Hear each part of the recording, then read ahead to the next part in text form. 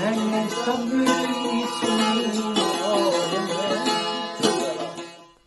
میں آج بھی ایک بزرگ دوست سے بات کرتے ہوئے یہ عرض کر رہا تھا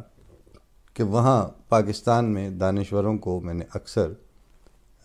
گفتگو پہ جب وہ اترتے ہیں تو ایک لفظ جس کو اب میں یک لفظی منافقت کہتا ہوں اس کا بڑی تکرار کے ساتھ استعمال سنا ہے۔ وہ گفتگو کے دوران کہتے ہیں ہم اب یہ ہو چکے ہیں،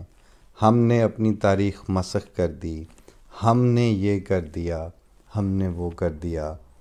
اور وہ سارا رونا، سارا دکھڑا، اس میں بڑے بڑے سارے نام شامل ہیں۔ وجہ اس کی یہ ہے کہ وہ اپنے آپ کو اس ہم میں سے منہا کیسے کریں، جرت نہیں کر پاتے۔ جب ہم کا حصہ نہیں رہیں گے تو پھر سٹینڈ لے کے بات کرنی پڑے گی۔ ایک طرف یہ ہم والا طبقہ بیٹھا ہوگا، ایک طرف اکیلے کھڑے ہو کے کہنا ہوگا کہ نہیں۔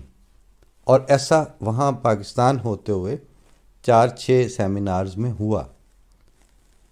کہ بات چلتے چلتے وہی ان کا سلیقہ تھا کہ ہم نے یہ کر دیا، ہم نے وہ کر دیا۔ تو ہماری جب بھی بات کرتے ہوئے باری آئی یا آڈینس سے یا سٹیج سے، تو ہم نے کہا جناب اس ہم میں آپ ہیں، میں شامل نہیں ہوں۔ اس کی وجہ یہ ہے کہ میں آپ کے اس اجتماعی موقف سے اختلاف کی سزا بھگتتے بھگتتے اتنا بڑا ہوا ہوں، اور میرے آباء و اجداد نے اس کے اوپر پہلے قربانی دے دی ہوئی ہے۔ اب اس ہم میں آپ ہیں، ہم شامل نہیں ہیں، کیونکہ ہم نے شروع میں آپ کے اس ملائیت زدہ ذہن اور اس مولوی کی جہالت کی پیروی کی جتنی تفصیلات نقصان اور گھاٹے کی صورت میں سامنے آنی تھیں وہ پہلے سے بھانپ لی تھیں، اور ہم نے اس کا روز اول سے انکار کیا تھا۔ بائی دی وے مجھے بس اس میں ایک واقعہ یاد آ گیا کہ جب پرویز ہود بھائی وہاں قائد اعظم یونیورسٹی میں فزکس کے پروفیسر تھے اور تو ہیڈ آف ڈپارٹمنٹ بھی تھے، تو شروع سے ہی وہ ان کا اسلوب اور انداز و اطوار جو ہیں وہ لبرل کہنے کو نظریاتی طور پر بھی ہیں، اور ملنے ملانے میں بھی وہ کسی اس کا گھٹن کا شکار نہیں ہیں۔ تو ہم باہر کبھی مجید ہٹس پہ، جو قائد اعظم یونیورسٹی کے باہر مشہور زمانہ ہٹس تھے، کبھی وہاں پر اور کبھی دفتر بھی جاد نکلتے تھے، تو وہ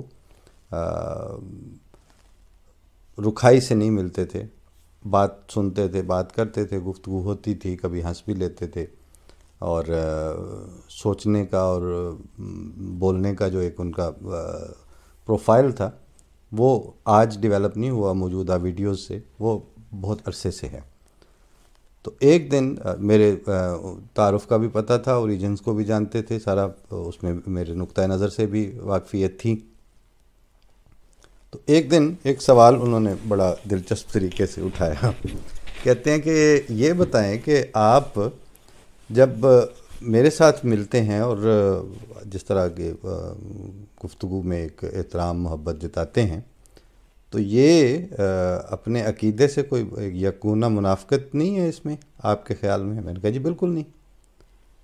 اس کی 2 وجوہات ہیں۔ ایک یہ کہ آپ صاحب علم آدمی ہیں اور اپنے شعبے میں بھی کام کر رہے ہیں، اور اس کے علاوہ بھی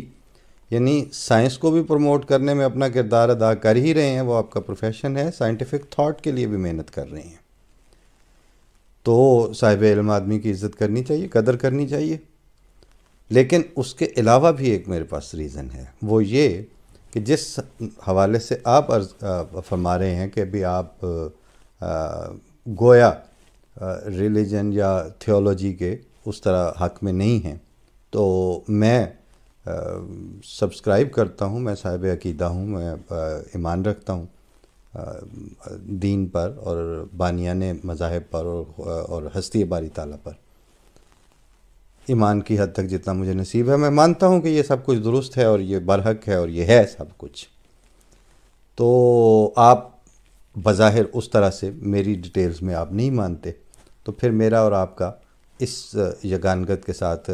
گھنٹہ آدھا بیٹھنا، آنا جانا، چائے پینا، ملنا ملانا، تو اس کی کیا حکمت یا اس کے جسٹیفیکیشن؟ تو جناب وہ یہ ہے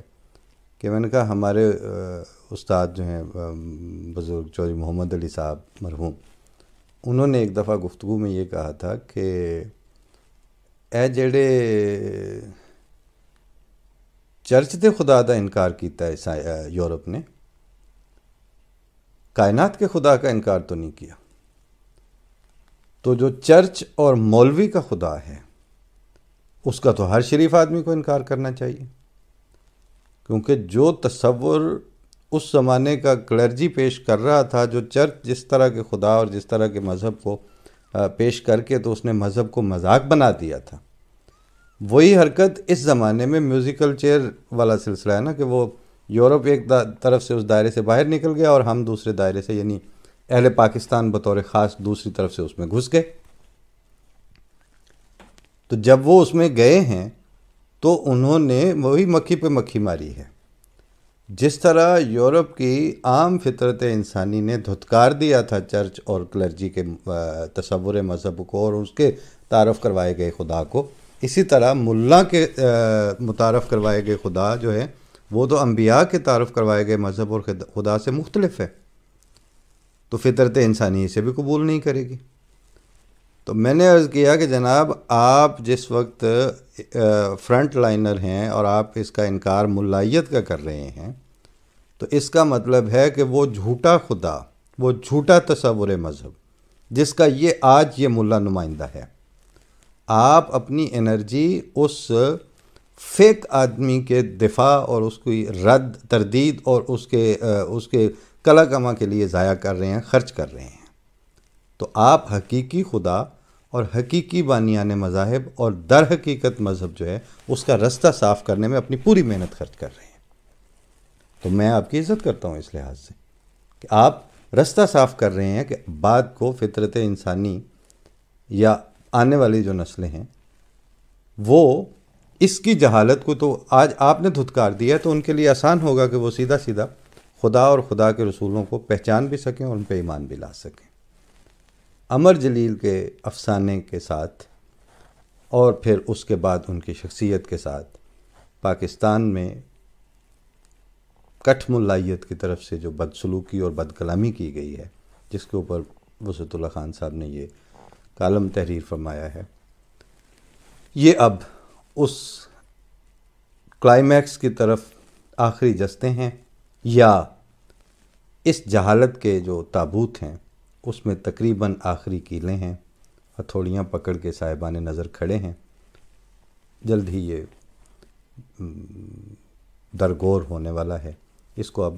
قبر کے میں اتارنا پڑے گا تاکہ بعد میں انسانوں کی نارمل نسلیں نارمل تہذیبی رویوں کے ساتھ باہمی معاملت بھی کر سکیں، باہمی مکالمہ بھی کر سکیں۔ اللہ تعالیٰ وہ وقت جلد لائے۔ ہم بہرحال نا امید نہیں ہیں، اس کی وجہ یہ ہے کہ کائنات کا نظام خالق کائنات چلا رہا ہے، ملائیت کے سپرد اللہ تعالیٰ نے یہ نظام نہیں کیا۔ فی امان اللہ، السلام علیکم۔